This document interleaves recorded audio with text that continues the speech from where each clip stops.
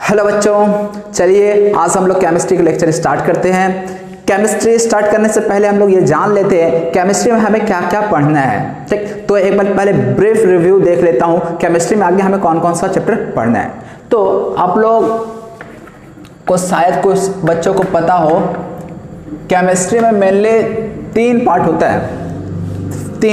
एक physical chemistry, organic chemistry and inorganic chemistry. तो यही तीन चैप्टर आपको मेनली मिलेंगे केमिस्ट्री में। फिजिकल केमिस्ट्री यानी कुछ चैप्टर आपको फिजिकल केमिस्ट्री के मिलेंगे, ऑर्गेनिक केमिस्ट्री और कुछ चैप्टर जो है वो आपको इनऑर्गेनिक केमिस्ट्री के दिखेंगे। Inorganic chemistry. अब बात आती है फिजिकल केमिस्ट्री में किस तरह के चैप्टर होते हैं भाई, ऑर्गेनिक केमिस्ट्री में किस तरह के चैप्टर होते हैं, इनऑर्गेनिक में किस तरह के चैप्टर होते हैं। तो देखो एक चीज, एक कॉन्सेप्शन जो मिसकॉन्सेप्शन होता है यार केमिस्ट्री को लेकर, वो ये कि केमिस्ट्री में दिमाग लगाने का कुछ है ही नहीं। ठीक है, मतलब कि केमिस्ट्री में बस रट लो, रिएक्शंस आता है, रिएक्शन को रट लो, तो आगे दिमाग लगाने की जरूरत ही नहीं लगती है। तो ये बहुत गलत फहमी है। केमिस्ट्री में यदि ऐसा सोच रहे हो कि रटने से हो जाएगा, ये रटने वाला सब्जेक्ट है, तो इस गलत फहमी में मत रहना। ठीक, हर एक चैप्टर, हर एक चीज के पीछे कोई ना कोई लॉजिक होता है। कोई रिएक्शन भी हो रहा है तो उसके पीछे भी कुछ लॉजिक होता है। साइंटिस्ट का काम यही होता है, उस लॉजिक को खोजना। ठीक, तो इसीलिए हर रिएक्शन को भी हम लोग पढ़ेंगे तो समझ कर पढ़ेंगे। कोई रिएक्शन रिएक्ट करके किसी रिएक्शन में प्रोडक्ट क्या बनेगा, प्रोडक्ट वही क्यों बन रहा है, किस कंडीशन में प्रोडक्ट बन रहा है, तो हर एक चीज हम लोग समझ के पढ़ेंगे। रटने का जरूरत कुछ भी नहीं है। तो इसलिए इस चीज को दिमाग से निकाल देना कि केमिस्ट्री रट कर हो जाएगा, बिल्कुल ऐसा नहीं है। सबसे पहले फिजिकल केमिस्ट्री की बात करते हैं। फिजिकल केमिस्ट्री क्या है, जितने भी न्यूमेरिकल वाले चैप्टर हैं जिसमें भी हम लोग को कैलकुलेशन करना पड़ता है, वो फिजिकल केमिस्ट्री का पार्ट होता है। तो अब ये तो तुम लोग के लिए बिल्कुल नया है, क्योंकि अप टू 10th आप लोग केमिस्ट्री में कैलकुलेशन की बात तो दूर, सब कुछ आपके रटने से ही हो गया होगा। ठीक, तो यहाँ ऐसा नहीं है। फिजिकल केमिस्ट्री में आपको बहुत सारे चैप्टर ऐसे मिलेंगे जहाँ आपको न्यूमेरिकल मतलब आपको सॉल्व करना पड़ेगा। तो ऐसे चैप्टर को हम लोग फिजिकल केमिस्ट्री में रखते हैं। फिजिकल केमिस्ट्री में मेनली क्या क्या आता है, सबसे पहला चैप्टर जो हम लोग स्टार्ट भी करेंगे, मोल कॉन्सेप्ट। ठीक, मोल कॉन्सेप्ट क्या है, फिजिकल केमिस्ट्री का पार्ट है। फिर इसके बाद एटॉमिक स्ट्रक्चर। आपको जो जो पढ़ना है उसे मैं समराइज करके एक ब्रीफ समरी आपको यहाँ पे बता दे रहा हूँ कौन कौन सा चैप्टर पढ़ना है, और वो फिजिकल, ऑर्गेनिक और इनऑर्गेनिक वो किस में आएगा, किससे पार्ट से बिलोंग करेगा। फिर इसके बाद गैसियस स्टेट, ये कुछ बुक्स में स्टेट्स ऑफ मैटर के नाम से भी मिलता है, स्टेट्स ऑफ मैटर। फिर ये हो गया मोल, एटॉमिक स्ट्रक्चर, गैसेस स्टेट। फिर आपको थर्मोडायनामिक्स, इसमें एक और पार्ट आता है थर्मोकेमिस्ट्री। तो मैं अभी जो चैप्टर का नाम लिख रहा हूँ वो एनसीईआरटी के अकॉर्डिंग लिख रहा हूँ। फिर इक्विलिब्रियम चैप्टर, इक्विलिब्रियम भी देखा जाए तो दो पार्ट में हम स्टडी करेंगे। इसे दो डिफरेंट चैप्टर बनाकर स्टडी करेंगे, एक केमिकल इक्विलिब्रियम और दूसरा आयनिक इक्विलिब्रियम। इसी तरह से थर्मोडायनामिक्स को भी दो पार्ट में स्टडी करेंगे, एक तो थर्मोडायनामिक्स ही होगा, दूसरा थर्मोकेमिस्ट्री होता है। तो यहाँ पे मैं उस चीज़ को मेंशन नहीं कर रहा हूँ, क्योंकि एनसीईआरटी में जब तुम देखोगे तो तुम्हें केवल थर्मोडायनामिक्स नाम का ही चैप्टर रहेगा। उसी थर्मोडायनामिक्स में थर्मोकेमिस्ट्री भी इंक्लूडेड रहता है। इसी तरह से इक्विलिब्रियम में केमिकल इक्विलिब्रियम और आयनिक इक्विलिब्रियम, इस चीज़ों को हम लोग अलग से पढ़ेंगे। बट अब बुक यदि ओपन करता हूं तो आपको केवल इक्विलिब्रियम नाम का चैप्टर ही दिखेगा। उसी इक्विलिब्रियम में केमिकल और आयनिक दोनों इंक्लूडेड रहता है, लेकिन जब हम पढ़ेंगे तो दोनों चैप्टर को अलग से सेपरेटली स्टडी करेंगे। तो ये एक और रेडॉक्स रिएक्शन। ठीक है, तो रेडॉक्स रिएक्शन के बारे में आप लोग को पता होगा उम्मीद है। ऐसे reaction, those reaction in which oxidation and reduction both takes place, ऐसे रिएक्शन को रेडॉक्स कहते हैं। ऑक्सीडेशन क्या होता है, रिडक्शन क्या होता है, उम्मीद है आप लोगों को पता होगा, नहीं भी है तो जब हम लोग आएंगे रेडॉक्स पे तब ये हम लोग जान लेंगे। ठीक, तो ये फिजिकल केमिस्ट्री के 6 चैप्टर है, लेकिन ये केवल 11th के हैं। ठीक, इस तरह से 4 और चैप्टर बचते हैं, मैं यहीं पे लिख देता हूँ। ठीक है, यहाँ पे मैं लिख देता हूँ। इसमें फिर आएगा आपका सॉल्यूशन। ये जो 7 चैप्टर सॉल्यूशन दिख रहा है ये आपको 12th में पढ़ना है। 12th में 4 चैप्टर है फिजिकल केमिस्ट्री के। फिर इसके बाद आता है सॉलिड स्टेट,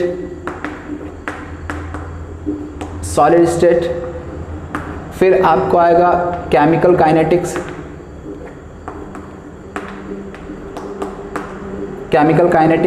और फिर जो चैप्टर है वो इलेक्ट्रोकेमिस्ट्री। ठीक, इलेक्ट्रोकेमिस्ट्री आप लोग 10th में पढ़े होंगे, इलेक्ट्रोकेमिकल सेल, इलेक्ट्रोलाइटिक सेल। तो ये सब जो इलेक्ट्रोलाइटिक सेल, इलेक्ट्रोकेमिकल सेल, यानी किसी भी सेल में कोई केमिकल रिएक्शन हो रहा है तो वो उसका स्टडी हम लोग इलेक्ट्रोकेमिस्ट्री में करते हैं। इलेक्ट्रोकेमिस्ट्री में मेनली क्या होता है, केमिकल एनर्जी इलेक्ट्रिकल एनर्जी में किस तरह से कन्वर्ट होता है, या इलेक्ट्रिकल एनर्जी केमिकल एनर्जी में किस तरह से कन्वर्ट होता है, इस चीज़ को हम लोग जानते हैं इलेक्ट्रोकेमिस्ट्री में। केमिकल काइनेटिक्स की बात करें तो केमिकल काइनेटिक्स मेनली हम लोग स्टडी करते हैं रेट ऑफ रिएक्शन, मतलब कोई भी रिएक्शन का रेट क्या होगा। ठीक, तो रेट से रिलेटेड हम लोग स्टडी केमिकल काइनेटिक्स में करेंगे। सॉलिड स्टेट में जैसे कि NaCl की बात करें तो NaCl क्या होता है, सॉलिड होता है। मैग्नीशियम क्लोराइड सॉलिड होता है। तो जो भी सॉलिड होता है उसका एक्चुअली 3D में स्ट्रक्चर जो है वो किस स्ट्रक्चर में, उसका कंपोजिशन क्या होता है, कॉन्स्टिट्यूएंट्स क्या होता है, वो 3D में किस तरह से अरेंज्ड होते हैं, तो ये सब हम जानेंगे। जैसे NaCl की बात करें तो NaCl सॉलिड तो होता है, लेकिन सॉलिड है तो Na और Cl आपस में किस तरह से अरेंज्ड रहते हैं, उस चीज़ को हम लोग सॉलिड स्टेट में जानेंगे डिटेल्स में। ये सब 12th की बात है। सॉल्यूशन में लिक्विड सॉल्यूशन के बारे में हम लोग जानेंगे। जैसे कि हम लोग को पता है सॉल्यूशन बहुत सारे टाइप के होते हैं। सॉलिड को लिक्विड में डिसॉल्व करने से भी सॉल्यूशन बनता है, सॉलिड लिक्विड से भी सॉल्यूशन बनता है, लिक्विड गैस सॉल्यूशन भी बनता है। तो इस तरह के बहुत सारे 9 डिफरेंट टाइप्स के सॉल्यूशन बन सकते हैं। ठीक है, आप 9th में ये सब आप पढ़े होंगे सॉल्यूशन के टाइप्स। तो हम लोग यहाँ पे सॉल्यूशन में पढ़ेंगे लिक्विड सॉल्यूशन के बारे में या सॉलिड लिक्विड सॉल्यूशन के बारे में। ठीक, तो जब 12th में पढ़ेंगे तो हम लोग डिटेल्स में आएंगे। इसी तरह से यदि बाकी मोल कॉन्सेप्ट की बात करें तो ये तो अपना फर्स्ट चैप्टर है जिसके बारे में डिटेल से जानेंगे हम लोग। एटॉमिक स्ट्रक्चर की बात करें तो एटॉमिक स्ट्रक्चर में क्या है, एटम के स्ट्रक्चर से रिलेटेड इसमें स्टडी होगा। गैसेस स्टेट में हम लोग गैसेस के नेचर के बारे में पढ़ेंगे। जो हम लोग गैस देखते हैं हाइड्रोजन, हीलियम और ऑक्सीजन, जो गैसेस है उसके नेचर के बारे में पढ़ेंगे, उसके प्रॉपर्टीज के बारे में पढ़ेंगे और गैसेस लॉ के बारे में पढ़ेंगे। यानी जो गैसेस होते हैं वो कुछ सर्टेन लॉ फॉलो करते हैं, उस लॉ के बारे में जानेंगे गैसेस स्टेट में। थर्मोडायनामिक्स की बात करें तो थर्मोडायनामिक्स में हम लोग बताते हैं किसी भी रिएक्शन में कितना हीट इवॉल्व या हीट एब्सॉर्ब हो रहा है, कोई भी प्रोडक्ट जो बन रहा है वो थर्मली स्टेबल होगा या नहीं होगा। तो मतलब ये कि थर्मोडायनामिक्स में मेनली हम लोग हीट जो भी इवॉल्व होता है, जो भी हीट इवॉल्व या एब्जॉर्ब हो रहा है उस चेंजेस को, हीट चेंजेस को हम लोग स्टडी करते हैं थर्मोडायनामिक्स में। इक्विलिब्रियम में क्या होता है, इक्विलिब्रियम रिएक्शन क्या होता है, आप लोग जानते होंगे इक्विलिब्रियम का मतलब क्या होता है। जैसे मान लो कोई एक बॉडी है, ठीक है, मैं फिजिक्स के टर्म में ही समझा देता हूँ क्योंकि इसे फिजिक्स के टर्म में समझना ज़्यादा आसान है। मान लो यार ये 5 kg का कोई बॉडी है, इस पर मैं 10 न्यूटन का फोर्स इधर से लगाया। ठीक, यदि 10 न्यूटन का फोर्स इधर से लगाया तो ये जो बॉडी रखा है 5 kg का, ये इधर मूव करने लगेगा। ठीक, लेकिन मैं क्या करता हूँ, इस पर 10 न्यूटन का फोर्स एक इधर से भी लगा देता हूँ। यदि 10 न्यूटन का फोर्स इधर से, 10 न्यूटन का फोर्स इधर से भी लगे, क्या अब ये बॉडी मूव करेगा आगे? तो अब ये बॉडी मूव नहीं करेगा। तो क्या बॉडी मूव नहीं कर रहा है, इसका मतलब क्या मैं कह सकता हूँ कि इस पर फोर्स नहीं लग रहा? नहीं, ऐसा नहीं कह सकता। फोर्स तो लग रहा है लेकिन ये बॉडी मूव नहीं कर रहा। तो ऐसे कंडीशन को ही इक्विलिब्रियम कंडीशन कहा जाता, इक्विलिब्रियम स्टेट कहा जाता, जहां फोर्स तो एक्ट हो रहा है लेकिन ये बॉडी में कोई मूवमेंट नहीं है, ये इक्विलिब्रियम कंडीशन में, इक्विलिब्रियम स्टेट में है। ठीक, तो इसी तरह से केमिकल रिएक्शन भी होते हैं। जब कोई रिएक्शन हो रहा होता है तो बहुत बार क्या होता है, बहुत सारे ऐसे रिएक्शन होते हैं। ठीक, जब इक्विलिब्रियम में जाएंगे तो बहुत डिटेल में स्टडी करेंगे इस बारे में। बहुत सारे रिएक्शन ऐसे होते हैं जिसमें रिएक्टेंट से तो प्रोडक्ट बनता है, लेकिन प्रोडक्ट भी क्या होता है, रिएक्टेंट वापस बनाना स्टार्ट कर देता है। यानी रिएक्टेंट प्रोडक्ट में कन्वर्ट हो रहा है, प्रोडक्ट वापस रिएक्टेंट बनाने लगता है। यानी एक ऐसा समय आता है कि ये रिएक्टेंट प्रोडक्ट बना रहा है, प्रोडक्ट रिएक्टेंट बना रहा है और दोनों का स्पीड सेम होता है। मतलब जिस रेट से रिएक्टेंट प्रोडक्ट बना रहा है उसी स्पीड से प्रोडक्ट रिएक्टेंट भी बनाने लगता है। मतलब रिएक्टेंट से प्रोडक्ट और प्रोडक्ट से रिएक्टेंट, ये दोनों प्रोसेस बिल्कुल सेम रेट से होने लगता है। तो जब सेम रेट से होने लगता है तो ऐसे कंडीशन में हमें पता ही नहीं चलता है कि रिएक्शन में प्रोडक्ट ज़्यादा बन रहा या रिएक्टेंट ज़्यादा बन रहा है।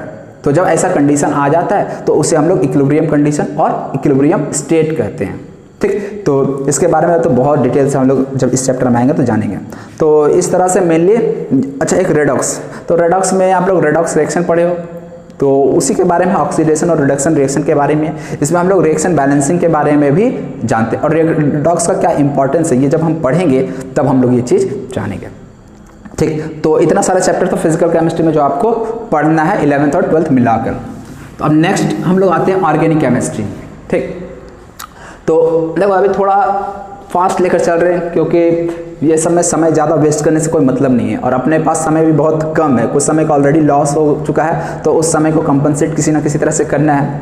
जहाँ स्पीड मतलब का स्लो करने का ज़रूरत होगा मैं खुद कर दूंगा, आप लोग टेंशन ना लेना। अभी बस आप लोग पूरे फोकस के साथ आप लोग यहाँ देखो ऑर्गेनिक केमिस्ट्री। ऑर्गेनिक केमिस्ट्री में क्या क्या पढ़ना है, तो ऑर्गेनिक केमिस्ट्री में तो सबसे पहले एक जीओसी चैप्टर है जो सबसे पहले हम लोग पढ़ेंगे। जीओसी क्या होता है, जनरल ऑर्गेनिक केमिस्ट्री। ठीक, इससे पहले हम लोग स्टार्ट करेंगे आईयूपीएसी से, आईयूपीएसी नोमेनक्लेचर। ठीक है, आप लोग ऑलरेडी 10th में ये पढ़ के आए होंगे आईयूपीएसी नोमेनक्लेचर, यानी किसी भी ऑर्गेनिक कंपाउंड का नेमिंग हम लोग करते हैं, तो उसके लिए कुछ सेट ऑफ रूल्स बनाया जाता है, उसी रूल्स के अकॉर्डिंग हम लोग किसी भी कंपाउंड का नेमिंग करते हैं, तो इसे ही आईयूपीएसी पार्ट कहेंगे।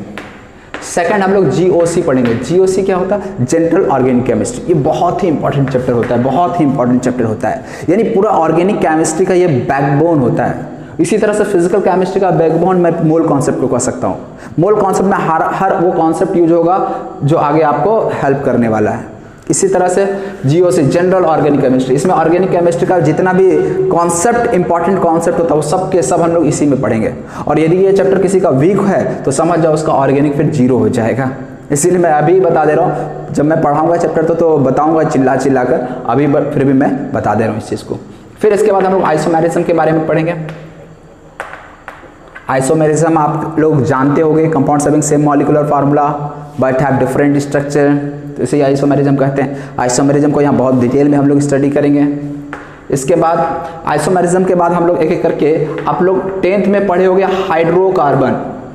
हाइड्रोकार्बन क्या होता है, compound containing hydrogen and carbon, यानी किसी भी कंपाउंड में यदि हाइड्रोजन और कार्बन प्रेजेंट है तो उसे ही हाइड्रोकार्बन कह दिया जाता है। तो हाइड्रोकार्बन में क्या क्या होता है, अल्केन, एल्कीन एंड एल्काइन। उम्मीद है याद होगा आप लोगों को, भी जस्ट 10th का एग्जाम देकर आए हो। तो alkane, alkene and alkyne. Alkane का general formula CnH2n+2, alkene CnH2n, alkyne CnH2n-2। तो ये हाइड्रोकार्बन कहलाता है। तो एल्केन, एल्कीन, एल्काइन ये तीनों कलेक्टिवली हाइड्रोकार्बन का पार्ट होता है। तो हाइड्रोकार्बन, अब हाइड्रोकार्बन जब हम पढ़ेंगे तो उसमें क्या पढ़ेंगे यार, क्या एल्केन, एल्कीन, एल्काइन के बारे में पढ़ेंगे? नहीं। जब भी हम लोग किसी भी कंपाउंड के बारे में पढ़ेंगे तो उसमें मेनली हम लोग उस कंपाउंड का प्रिपरेशन के बारे में पढ़ेंगे। मतलब एल्केन की बात करें तो एल्केन को प्रिपेयर कैसे किया जाता है, किस किस मेथड से एल्केन प्रिपेयर किया जाता है।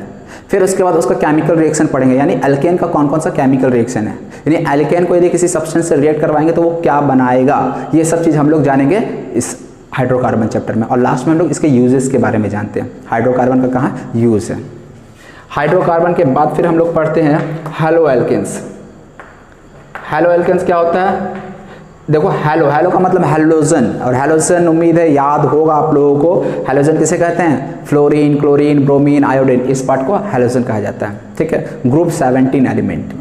पीरियोडिक टेबल लास्ट चैप्टर में था आपके 10th के सिलेबस में, तो पीरियोडिक टेबल का जो 17th ग्रुप होता है हैलोजन ग्रुप उसे ही कहा जाता है। Fluorine, chlorine, bromine, iodine, astatine. तो हैलोजन, यदि एल्केन में हैलोजन आ जाए, यानी एल्केन में हाइड्रोजन को हैलोजन से रिप्लेस कर दिया जाए तो उसे हैलो एल्केन्स कहेंगे। इसी तरह से फिर हैलो एल्केन के बाद आपको पढ़ना है एल्कोहल्स, फेनॉल्स, ईथर्स। अब ये सब ऑर्गेनिक कंपाउंड है। आप लोग अल्कोहल के बारे में तो सुने हो, फेनॉल के बारे में नहीं सुने हो या सुने होगे, फेनॉल और ईथर हो सकता नहीं सुने, तो कोई बात नहीं, अभी मैं उतना बताने भी नहीं जा रहा, बस आप लोग जान लो कि ये सब चैप्टर आपको पढ़ना है। इसी तरह से फिर हम लोग आगे पढ़ेंगे एल्डिहाइड कीटोन एसिड, इसका भी नाम आप लोग सुने होंगे, एल्डिहाइड कीटोन एसिड। इसमें तो आप लोग तीनों का नाम सुने होंगे। एल्डिहाइड क्या होता है, CHO, जिसमें COOH ग्रुप प्रेजेंट होता है उसे हम लोग एल्डिहाइड कह देंगे। जिसमें C+O प्रेजेंट होता है उसे कीटोन कह देते हैं, और जिस वाले में COOH प्रेजेंट होता है उसे हम लोग एसिड कह देते हैं। ये फंक्शनल ग्रुप है, alcohol, phenol, ether, aldehyde, ketone, acid, ये सब क्या है, फंक्शनल ग्रुप होता है। फंक्शनल ग्रुप क्या होता है ये सब अभी हम कुछ नहीं बताने वाले आपको, बस आपको ये बताने वाले चैप्टर का नाम। तो इसके बाद फिर एक चैप्टर होता है, इसे मैं लिख देता हूँ अमीन्स चैप्टर। अमीन्स क्या होता है, नाइट्रोजन कंटेनिंग कंपाउंड को अमीन्स कहते हैं। जैसे NH2, NH कोई R ग्रुप लगा हो तो उसे हम लोग अमीन्स कहते हैं। इसके बाद आपको बायोमॉलिक्यूल्स, और लास्ट आपको पढ़ना है बायोमॉलिक्यूल्स। बायोमॉलिक्यूल्स क्या होता है, कार्बोहाइड्रेट के बारे में आप लोग जानते हो, विटामिन के बारे में जानते हो, प्रोटीन्स के बारे में जानते हो, ठीक। इसी तरह से सुक्रोज के बारे में आप लोग जानते हो, ग्लूकोज, माल्टोज, लैक्टोज, ये सब जो जानते हो ना, उसे ही हम लोग पढ़ेंगे इस बायोमॉलिक्यूल्स चैप्टर के अंदर। उसके स्ट्रक्चर के बारे में, कार्बोहाइड्रेट का, प्रोटीन्स का, ग्लूकोज का, फ्रक्टोज का, सुक्रोज का, लैक्टोज, माल्टोज, ये सब के स्ट्रक्चर का हम लोग स्टडी करेंगे। और उस स्ट्रक्चर का क्या यूजेस होता है वो सब भी हम लोग इस बायोमॉलिक्यूल्स चैप्टर में जानेंगे। फिर लास्ट चैप्टर जो है वो है पॉलीमर्स, ठीक। ऑर्गेनिक केमिस्ट्री का ये सब चैप्टर हो गया। इन ऑर्गेनिक केमिस्ट्री की बात करें तो बहुत ही इंपॉर्टेंट पीरियोडिक टेबल, बहुत ही इंपॉर्टेंट है पीरियोडिक टेबल। फिर केमिकल बॉन्डिंग, केमिकल बॉन्डिंग के बारे में आप लोग ऑलरेडी पढ़े हो 10th में। क्या होता है केमिकल बॉन्डिंग? केमिकल बॉन्डिंग, तो केमिकल बॉन्डिंग में कोवेलेंट बॉन्ड और आयनिक बॉन्ड, ये दो टाइप का बॉन्ड आता है, ठीक। ये तो आप लोग 9th में ही पढ़े हो केमिकल बॉन्ड के बारे में, ठीक। तो हम लोग इसी के बारे में पढ़ेंगे, केमिकल बॉन्ड के बारे में, लेकिन उससे कहीं ज़्यादा पढ़ेंगे, बहुत कुछ इसमें पढ़ना होता है केमिकल बॉन्डिंग। और हम बोल सकते हैं इन ऑर्गेनिक केमिस्ट्री का जो बैकबोन है वो यही केमिकल बॉन्डिंग है। जैसा कि इसमें ऑर्गेनिक केमिस्ट्री का बैकबोन GOC है, उसी तरह जनरल ऑर्गेनिक केमिस्ट्री, उसी तरह से इनऑर्गेनिक केमिस्ट्री का बैकबोन बोल सकते हैं केमिकल बॉन्डिंग। और केमिकल बॉन्डिंग मतलब इतना ज़्यादा इंपॉर्टेंट है, यदि ऑर्गेनिक केमिस्ट्री भी समझना है तो उसके लिए केमिकल बॉन्डिंग आना चाहिए, क्योंकि सारा का सारा बेसिक कॉन्सेप्ट जो है केमिस्ट्री का वो इसी चैप्टर केमिकल बॉन्डिंग में होता है। तो बहुत सबसे मोस्ट इंपॉर्टेंट हम लोग बोल सकते हैं पूरे केमिस्ट्री का जो मोस्ट इंपॉर्टेंट पार्ट है वो है और केमिकल बॉन्डिंग। अदरवाइज ये ऑर्गेनिक और इनऑर्गेनिक कुछ नहीं समझ आने वाला। फिजिकल केमिस्ट्री का हालांकि इससे कोई मतलब ज़्यादा नहीं है। इसके बाद केमिकल बॉन्डिंग के बाद आपको जो पढ़ना है वो है इसी में हाइड्रोजन कंपाउंड पढ़ना है आपको। हाइड्रोजन कंपाउंड का स्टडी, यानी हाइड्रोजन आप लोग जानते हो, लेकिन उसके बारे में, उसका प्रिपरेशन, उसका यूसेस क्या है, ये सब हम लोग उसके केमिकल रिएक्शंस के बारे में जानेंगे जब हाइड्रोजन कंपाउंड पढ़ेंगे। इसका S ब्लॉक एलिमेंट, अब ये S ब्लॉक, फिर से P ब्लॉक, ये सब आप लोग के लिए नया हुआ। S ब्लॉक, P ब्लॉक क्या होता है? तो पीरियोडिक टेबल में आप लोग जानते हो फर्स्ट जो ग्रुप होता है, ग्रुप 1, ग्रुप 2, उसे ही S ब्लॉक एलिमेंट कहा जाता है। और P ब्लॉक एलिमेंट्स क्या होता है? जो ग्रुप लेकर 13 से, ग्रुप 13 से लेकर ग्रुप 18 तक के एलिमेंट को P ब्लॉक एलिमेंट्स कहा जाता है। तो उस हम लोग हर एक ग्रुप का अलग से स्टडी करेंगे। ग्रुप 1 एलिमेंट्स का स्टडी एक साथ करेंगे, ग्रुप 2 एलिमेंट्स का स्टडी अलग से करेंगे, फिर ग्रुप 13 जो कि P ब्लॉक एलिमेंट का हिस्सा होता है। अब इतना आप लोगों को पीरियोडिक टेबल यार पता होना चाहिए, आप लोग पढ़ के आए हो 10th, और नहीं भी आए तो कोई बात नहीं, पीरियोडिक टेबल जब चैप्टर पढ़ेंगे तो वहाँ हम लोग ये हर चीज़ को जान लेंगे, ठीक। तो अभी आपको कोई घबराने की ज़रूरत नहीं, मैं बस आपको बता रहा हूँ कि ये सब आपको पढ़ना है। P ब्लॉक, फिर इसी तरह से DF block. DF block elements क्या होता है? पीरियोडिक टेबल में देखोगे तो ग्रुप 3 से, ठीक, ग्रुप 3 से लेकर ग्रुप 12 तक, ये जो ग्रुप 3 से ग्रुप 12 के एलिमेंट्स होते हैं इसे ये DF ब्लॉक एलिमेंट्स कहा जाता है, D ब्लॉक एलिमेंट्स कहा जाता है। और F ब्लॉक एलिमेंट क्या होता है? तो हर पीरियोडिक टेबल के बीच में देखते होगे 2 रो दिया रहता है, ठीक, लंबा सा 2 रो दिया रहता है, वो जो 2 रो के एलिमेंट्स है उसे ही F ब्लॉक एलिमेंट्स कहा जाता है, ठीक। तो आप लोग को यही सब पढ़ना है। इसके अलावा 1-2 चैप्टर और है जो कि जिसमें कंफ्यूजन होता है कि उसे कहाँ रखा जा नहीं रखा है। मेटलर्जी, मेटल का एक्सट्रैक्शन आप लोग पढ़े होंगे, ठीक। आयरन का एक्सट्रैक्शन, एल्युमिनियम का एक्सट्रैक्शन, सोडियम का एक्सट्रैक्शन किस तरह से किया जाता है, कैल्सिनेशन, रोस्टिंग, ठीक, गैंग पार्टिकल्स, ओर्स, मिनरल्स। तो जिसमें हम लोग ओर्स और मिनरल्स और उसके एक्सट्रैक्शन के बारे में स्टडी करते हैं वो हम लोग उससे पार्ट को मेटलर्जी कहते हैं, ठीक। तो ये सब आपको पढ़ना है, मतलब कह सकते हैं पूरा केमिस्ट्री में जो है ना आपको इसी चीज़ के बारे में स्टडी करना है, इतने सारे चैप्टर आपको मिले। इसके अलावा और भी 1-2 चैप्टर छूट रहा है, जैसे केमिस्ट्री इन एवरीडे लाइफ छूट रहा है, जिसको मैं ऑर्गेनिक केमिस्ट्री में रख सकता हूँ। फिर आपका एक एनवायरमेंटल केमिस्ट्री रह रहा है तो उसको भी मैं ऑर्गेनिक केमिस्ट्री में भी रख सकता, इनऑर्गेनिक केमिस्ट्री में भी रख सकता, ठीक, एनवायरमेंटल केमिस्ट्री। और बाकी आपका कोई भी चैप्टर यहाँ पे नहीं बचता। इस तरह से हाँ एक सरफेस केमिस्ट्री बच रहा है जिसको फिजिकल केमिस्ट्री के बुक्स में दिया रहता है, ठीक। तो मेनली आपको इतना ही आपको मतलब कि 11th-12th मिलाकर पढ़ना है। तो यहाँ जितना चैप्टर दिख रहा है इतना ही आपको पढ़ना है। देखने में हो सकता है यार कम लग रहा हो, लेकिन कम नहीं है, क्योंकि एक एक चैप्टर जो हम लोग पढ़ेंगे समय लगता है, क्वेश्चंस बहुत सारे होते हैं, तो हम लोग बहुत सारे क्वेश्चंस भी साथ में करते हुए चलेंगे, ठीक है। तो ये ब्रीफ इंट्रोडक्शन हो गया केमिस्ट्री का, केमिस्ट्री में हमें क्या क्या चैप्टर पढ़ना है। तो अब आपको भी एक आइडिया मिल जाएगा यार हमें कौन सा चैप्टर पढ़ना है, और हम लोग एक टारगेट भी सेट करके चलेंगे अपने को, हर चैप्टर को किसको कितने दिन में कंप्लीट करना है। कुछ चैप्टर होते हैं यार बहुत समय लेता है, 2 वीक 3 वीक तक एक एक चैप्टर का में समय लग जाएगा, जिसमें से फर्स्ट चैप्टर जो है मोल कॉन्सेप्ट, यही हम लोग फर्स्ट चैप्टर आज स्टार्ट करने जा रहे हैं, ठीक। तो अब हम लोग ये मिटा देते हैं, आप लोग नोट करने का नोट करना एक चीज। अब आप लोग आज से कॉपी एंड पेन लेकर बैठ जाओ, ठीक है ना। आज से कॉपी पेन लेकर बैठ जाओ, अब केवल आपको वीडियो केवल देखना ही नहीं है, देखने के साथ साथ आपको अब नोट्स भी बनाते चलना है साथ ही साथ, ठीक। तो अब मैं स्टार्ट करता हूँ अपना फर्स्ट चैप्टर, मोड कॉन्सेप्ट।